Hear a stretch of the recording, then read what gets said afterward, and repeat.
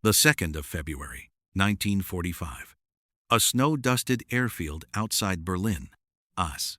Machine sits at the end of the runway that does not look like an aircraft at all. It has no tail, no fuselage, just a smooth gray wing, curved and swept, resting on 3 narrow wheels. 2 engine exhausts glow at its rear. A single pilot climbs into the cockpit, built directly into the wing itself. His name is Erwin Ziller. He is a Luftwaffe test pilot. He has flown hundreds of aircraft. He has never flown anything like this. The engines spin up, the wing rolls forward, and within seconds, itis, airborne. What Ziller is flying is not just a new fighter. It is the closest thing the Third Reich would ever build to an invisible weapon, a jet-powered flying wing designed, in theory, to slip past British radar in a way no aircraft before it ever had. This is the stealth fighter Hitler, built before radar could stop it, and the only reason it never changed the war is time. By the time this machine lifted off, the Reich had less than 100 days to live. Its name was the Horten Ho 229. Its designer was a man history almost forgot. To understand how a wooden flying wing ended up on that runway in 1945, you have to go back a decade to 2 German brothers obsessed with a single idea. Reimar and Walter Horten were Luftwaffe men, and from the time they were teenagers, they believed a plane could be built with no tail, no fuselage, nothing but a wing. Not a wing. Compromise. A pure wing. Through the 1930s, they built glider after glider, refining the shape in secret, testing them off hillsides in the German countryside. Walter went on to fly fighters in the Battle of Britain. Reimar stayed at the drawing board. Between them, they had spent more hours in flying wings than any 2 men on Earth. And they were ignored. The German Air Ministry had its favorites: Willy Messerschmitt, Ernst Heinkel, Kurt Tank. Big names, big factories. The Hortens were amateurs, brothers with a workshop. Dismissed as hobbyists, for nearly 10 years, their designs went nowhere. Then, in 1943, something changed. Hermann Göring, head of the Luftwaffe, stood in a room full of engineers and made an impossible demand. He wanted a new aircraft, one that could carry 1,000 kilograms of bombs, over 1,000 kilometers of range, at a speed of 1,000 kilometers per hour. On paper, it was impossible. No aircraft in the world could do it. No propeller-driven fighter ever would. But a jet-powered flying wing might. The Horten brothers submitted their design, and for the first time in a decade, someone in Berlin was listening. The Ho 229 that emerged on their drafting table was unlike anything Germany had ever tried.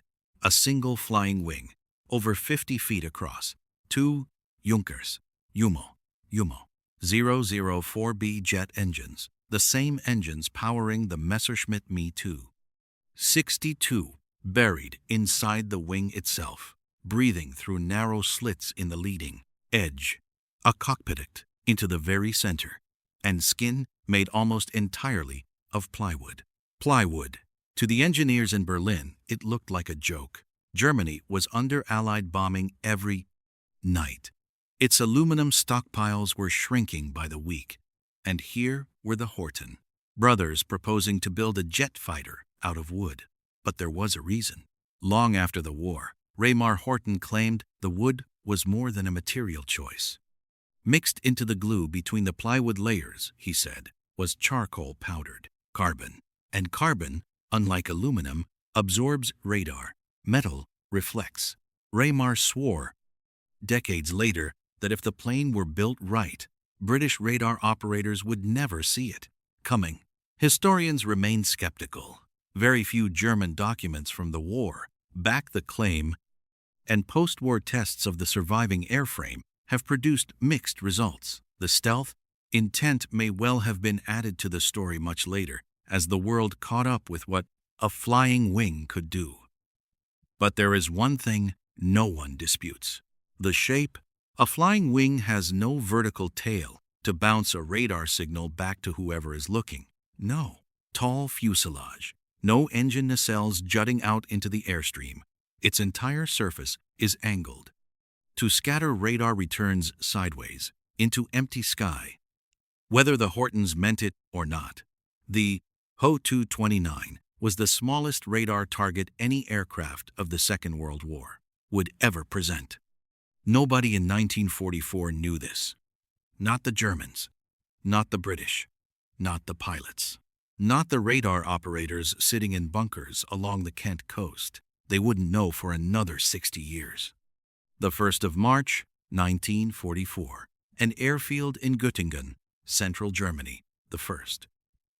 Endau. Prototype the Ho 229 V1 is towed into the air behind a heavy bomber. It has no engines yet. It is a pure glider, released from beneath the tow plane at altitude to see whether the shape will actually fly. It does, smoothly, stably. The Horten brothers watch it circle above them, a gray wing against a gray sky, and know they were right. Göring is convinced. He orders full production, 20 aircraft immediately, 40 more to follow. But by 1944, Germany is losing the war. The Allies land at Normandy in June. Paris falls in August. Soviet armies push into Poland. Every factory in the Reich is being hunted from the air. There is no time. There are no materials. There are no pilots.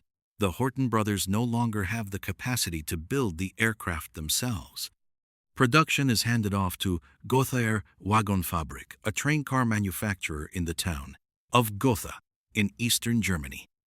Under the new designation, Gotha Go 229, 3 prototypes are ordered: V2 with jet engines, V3 an operational 2-seat version, V4 with heavy cannon armament. The 2nd of February, 1945. Snow at Oranienburg.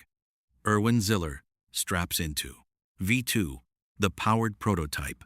The jets spin up. He lifts off. He flies for over an hour. He climbs, he turns, and he reports. The aircraft is stable, fast, responsive. One of the finest jets he has ever flown. 2 weeks later, the 18th of February, he takes it up again. This time, one of the 2 engines fails on approach. The Ho 229 rolls out of control. Ziller cannot bring it back. The prototype crashes near the runway. Erwin Ziller is killed. Germany has just lost its only flying stealth fighter and one of the few men on Earth who had ever flown one. Work continues on V3 in Gotha. The airframe is nearly complete. And if the war lasts, another 6 months.